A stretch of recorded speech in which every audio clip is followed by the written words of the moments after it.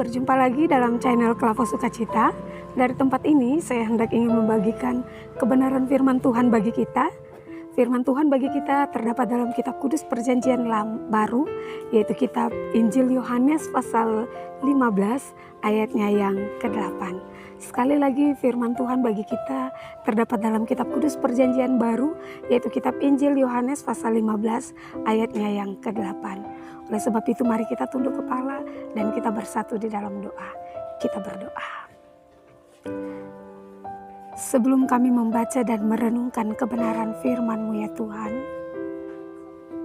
kami memohon hikmat daripada Tuhan, agar sekiranya kami dapat mengerti maksud dan rencana Tuhan lewat kebenaran firman yang hendak kami baca dan kami renungkan. Terima kasih ya Tuhan Yesus, bersabdalah bagi kami karena kami telah siap sedia mendengarkan firman-Mu. Amin. Firman Tuhan bagi kita terdapat dalam kitab Kudus Perjanjian Baru, yaitu kitab Injil Yohanes pasal 15 ayatnya yang ke-8. Beginilah bunyi firman Tuhan bagi kita. Pokok anggur yang benar. Dalam hal inilah Bapakku dipermuliakan, yaitu jika kamu berbuah banyak, dan dengan demikian kamu adalah murid-muridku. Bapak Ibu Saudara-saudari pendengar Klavos yang diberkati oleh Tuhan kita Yesus Kristus. Dari kebenaran firman Tuhan kita, Injil Yohanes pasal 15 ayatnya yang ke-8, maka diangkat suatu tema dengan tema yang berbunyi, hidup adalah memberi teladan. Tema kita di saat ini berbunyi, hidup adalah memberi teladan. Bapak Ibu Saudara-saudari pendengar Klavos yang diberkati oleh Tuhan kita Yesus Kristus. Ketika kita membaca daripada kebenaran firman Tuhan kita, menyangkut dengan pokok anggur yang benar, Yesus mengundang kita untuk tinggal di dalam Dia, dan Dia tinggal di dalam kita. Tinggallah di dalam aku, dan aku di dalam kamu. Bila kita tinggal di dalam Yesus, maka kita akan menghasilkan buah yang berkelimpahan. Nah, luar biasa ajakan Yesus ini. Ia menggambarkan dirinya sebagai suatu pokok anggur yang benar, dan kita ini adalah ranting-rantingnya. Ranting memang tidak bisa berbuah jika dia terlepas dari pokoknya. Namun pokok anggur hanya dapat menghasilkan buah melalui ranting-ranting itu, dan bukan pada pokoknya sendiri. Nah Bapak Ibu Saudara-saudari yang diberkati Tuhan, ini adalah hal yang sungguh luar biasa. Mengapa? Karena Yesus membiarkan kita mengalami buah yang berkelimpahan melalui diri kita yang lemah, melalui diri kita yang rapuh, tetapi juga melalui diri kita yang berdosa ini.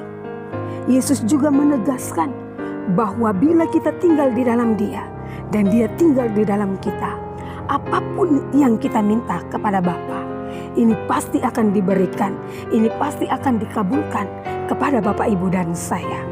Apapun yang kita minta kepada Bapa, apapun yang kita gumuli, Tuhan pasti memberikan seturut dengan kasih dan kehendak-Nya.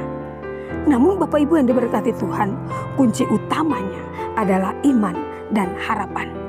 Dengan iman dan harapan yang kita bangun di dalam diri Yesus sendiri, maka Allah akan menghasilkan buah yang berkelimpahan melalui diri dan hidup daripada Bapak Ibu dan saya. Nah, sebagai orang Kristen, Kristuslah pokok anggur dan kitalah ranting-rantingnya yang diharapkan mampu berbuah manis dan berlimpah. Namun buah akan dihasilkan hanya apabila kita bersatu dengan batang anggur, yaitu Yesus Kristus itu sendiri. Ketika ranting itu dipotong dan tidak menyatu lagi dengan pokoknya, maka pelan-pelan ranting itu pasti akan mati. Sebagai murid Kristus, kita dipanggil untuk berbuah. Nah, orang yang berbuah, kehidupannya akan memberi dampak bagi sesama dan di lingkungan di mana ia berada, sehingga ia akan mendatangkan sukacita, ia akan mendatangkan suatu damai sejahtera.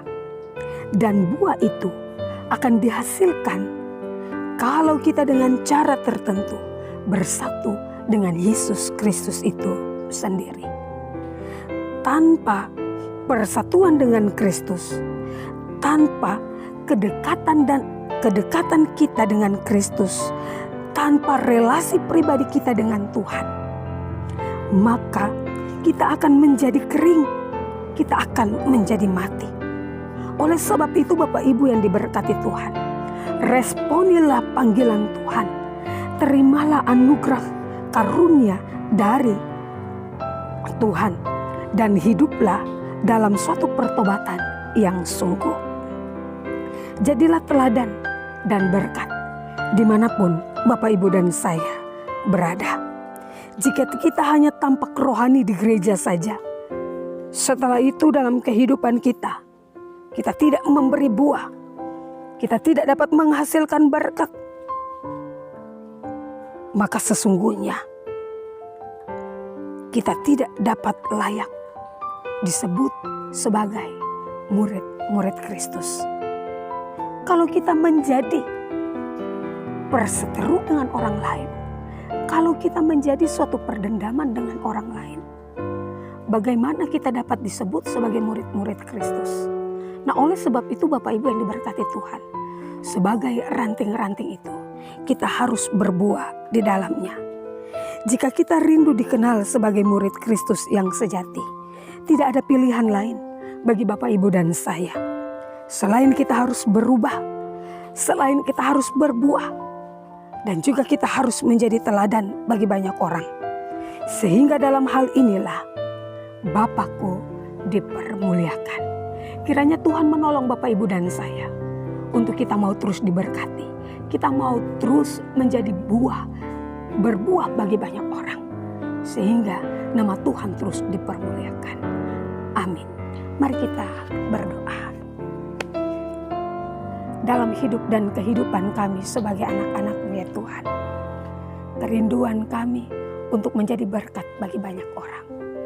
Kami percaya ketika kami di luar daripada Tuhan, ketika kami tidak pernah berseru kepada Tuhan, ketika kami tidak pernah membangun relasi kami bersama dengan Tuhan, maka hidup kami ini hampa, hidup kami ini rapuh ketika kami tertindih dengan berbagai macam persoalan kehidupan di dalam dunia ini. Oleh sebab itu Tuhan, firman Tuhan ini menguatkan setiap pribadi kami. Firman Tuhan ini mengingatkan setiap pribadi kami untuk kami mau terus menjadi berkat bagi banyak orang. Tetapi juga dalam kehidupan keluarga kami, dalam kehidupan pekerjaan dan pelayanan kami. Berkati kami Tuhan lewat channel Klavo Sukacita ini Tuhan. Kami percaya Tuhan, channel ini juga dapat menjadi berkat bagi banyak orang. Semua jiwa dimenangkan dan kami percaya nama Tuhan selalu dipuji dan dipermuliakan. Terima kasih banyak Tuhan Yesus. Ini kehidupan kami selaku anak-anak Tuhan. Terpujilah nama Tuhan kini dan sampai selama-lamanya. Amin. Shalom. Tuhan Yesus memberkati.